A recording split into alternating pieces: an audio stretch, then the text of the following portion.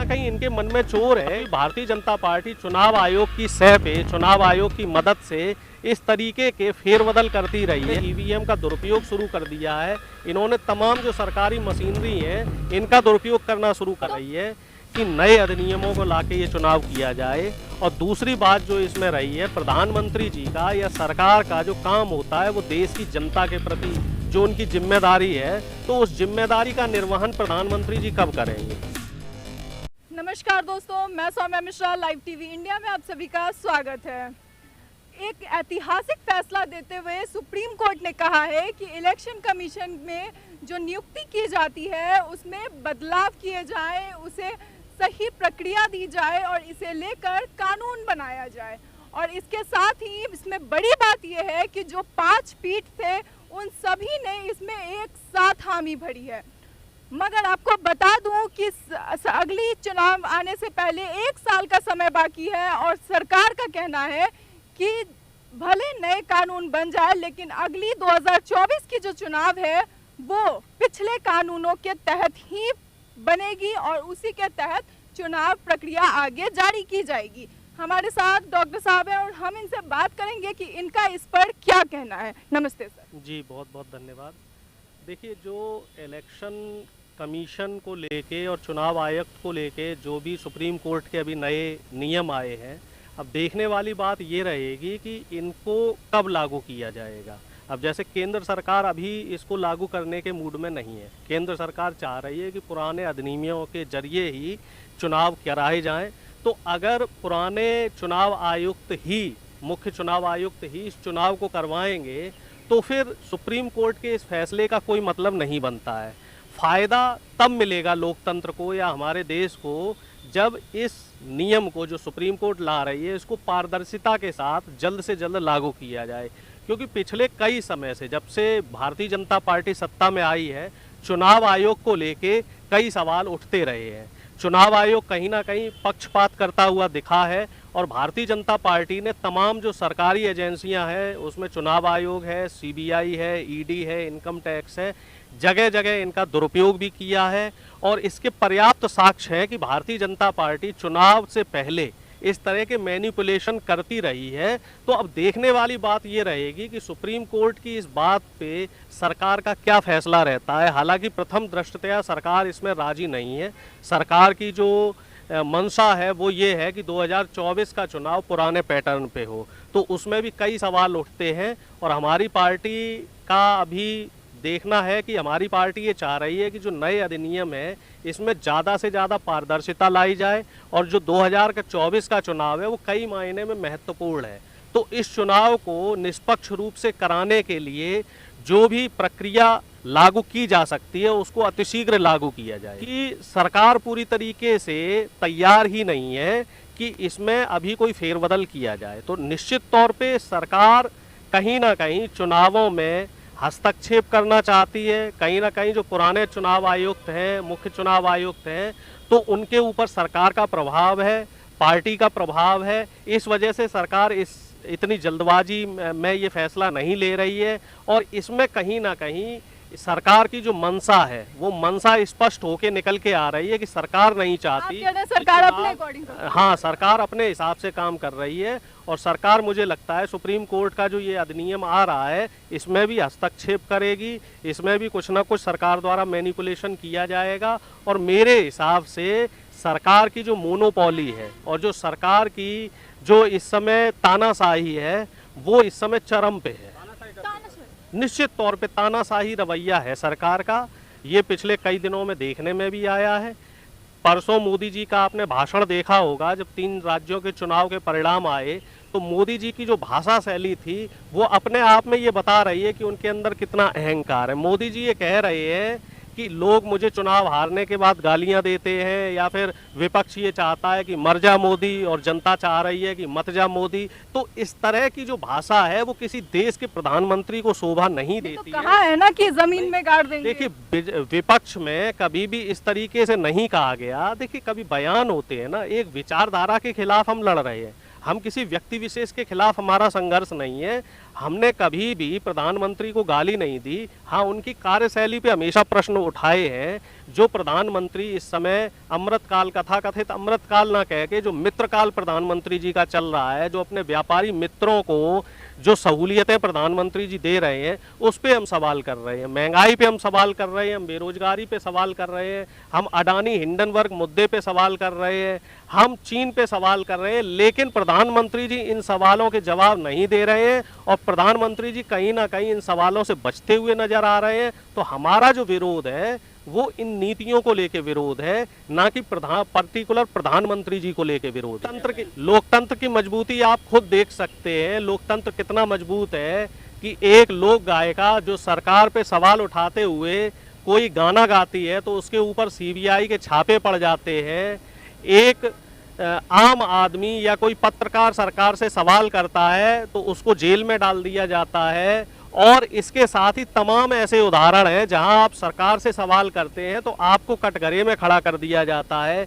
JNU में अभी एक फैसला दिया गया था कि अगर छात्र विरोध प्रदर्शन करेंगे, आंदोलन करेंगे तो उनके ऊपर जुर्माना लगेगा 20,000 रुपए का, 30,000 रुपए का।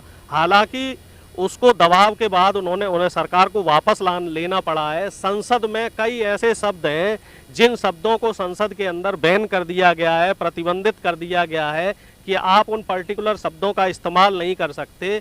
तो इसमें कहीं मुझे तो भाई लोकतंत्र की मजबूती नहीं दिखाई दे रही है।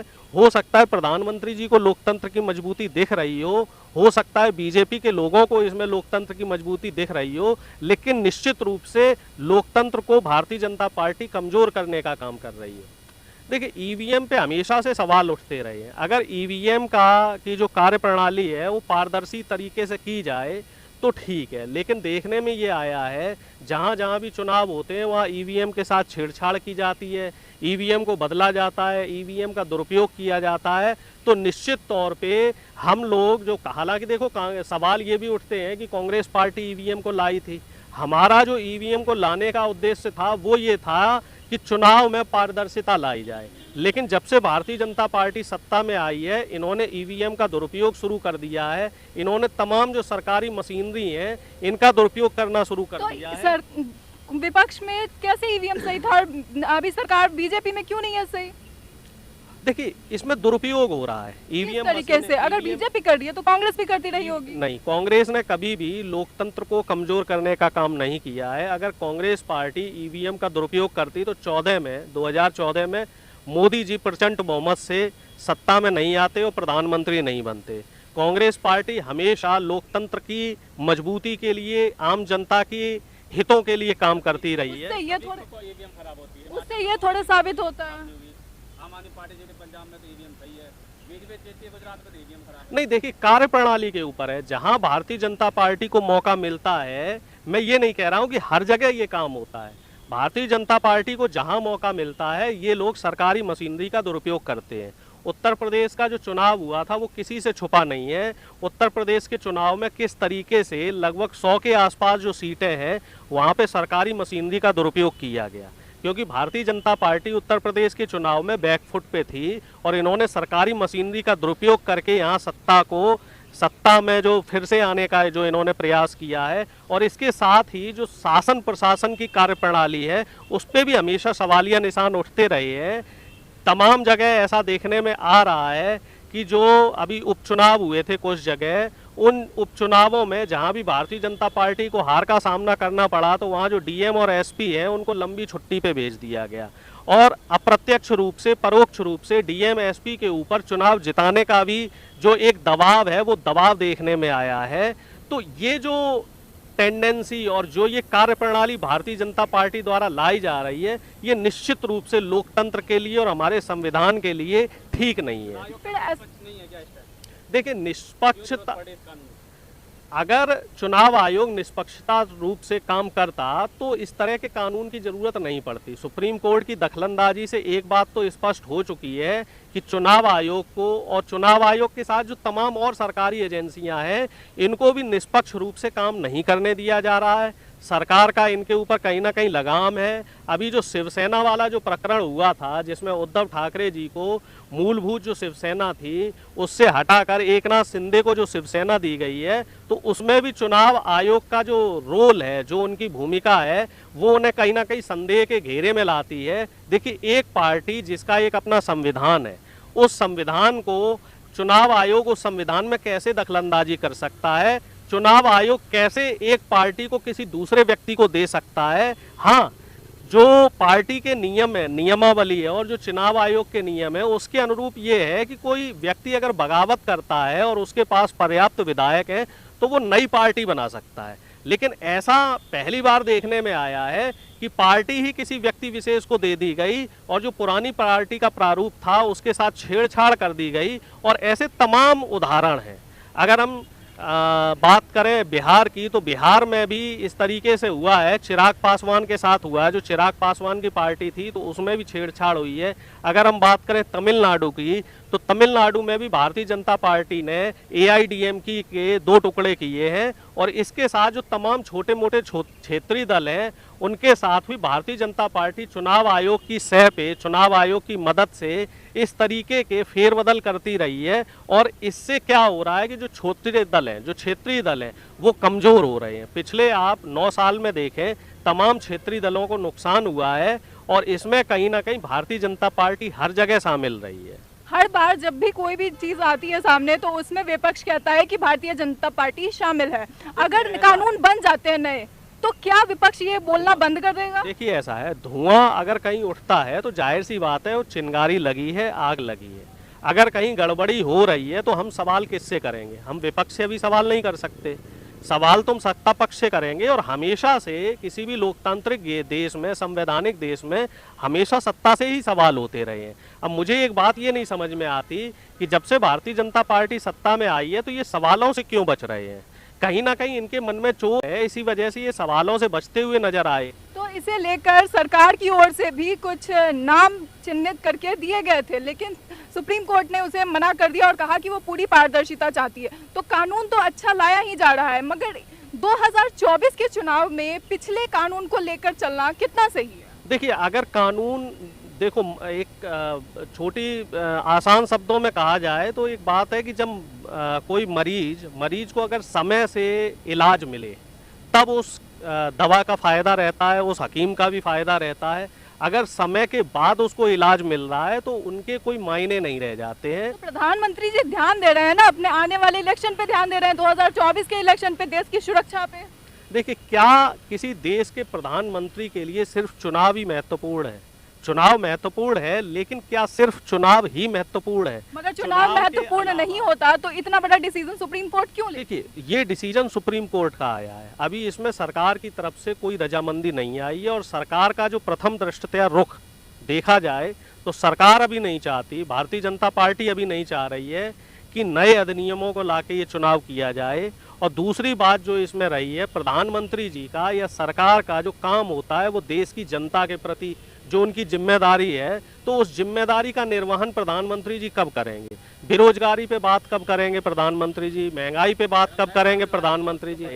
अडानी का आप मामला देख लीजिए। अडानी के मामले में तमाम जो सेल कंपनियां बनी हैं, मॉरिशस में हो चाहे इंडोनेशिया में हो, तमाम सेल कंपनियां, 300 से ज़्यादा सेल कंपनियां ऐसी हैं जिनकी विदेशों द्वारा जिसके जरिए फंडिंग हुई है, तो इस पे सरकार जवाब क्यों नहीं दे रही है? अब इस पे जो अभी जांच कमेटी बैठाई गई है वो भी सिर्फ खाना पूर्ति का काम कर रही है। वो जांच कमेटी सिर्फ ये देखेगी कि अडानी की कंपनियों का सेबी द्वारा जो नियम है उनका उल्लंघन हुआ है या नहीं हुआ है। लेकिन जो विदेश से फंडिंग आएगी या जो और तमाम चीज़ें हैं उस पे सरकार जो है अडानी से कोई सवाल नहीं कर रही है। तो ये अपने आप को कहीं ना कहीं कटघरे में ला रही है। ये सरकार की जो कार्यप्रणाली है ना, सरकार की कार्यप्रणाली पे सवाल उठ रहे हैं और एक विपक्ष की भूमिका में इस तरह के सवाल उठना लाजमी है। और सरकार जो है अपना काम अगर ईमानदारी से करती तो विपक्ष सवाल क्यों करता? जो तमाम इस समय युवाओं की समस्याएं हैं, रोजगार को लेके समस्या हो चाहे महंगाई को लेके समस्या हो,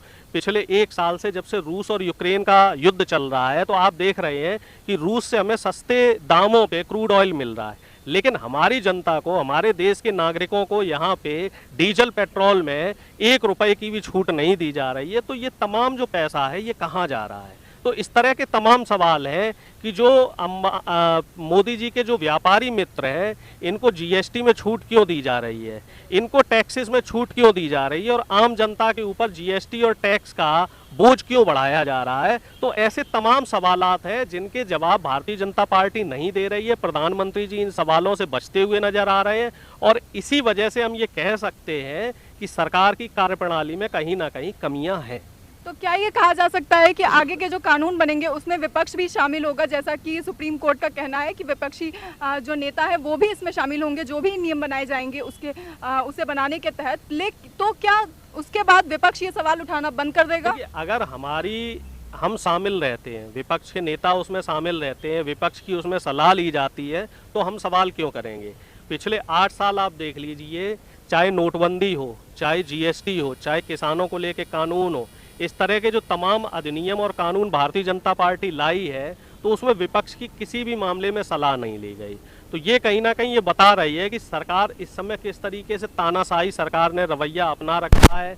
सरकार किस तरीके से देश की जनता के आम हितों को ताक पे रख के चंद जो इनके व्यापारी मित्र हैं उनको लाभ पहुंचाने का प्रयास कर रहे हैं। और जो हमारा विरोध है वो इसी बात का विरोध है कि आप आम आदमी के ऊपर टैक्स का बोझ क्यों बढ़ा रहे हैं। सरकार ने तो आम आदमी के लिए राहत लाई है इस बार के बजट। किस तरह की राहत है?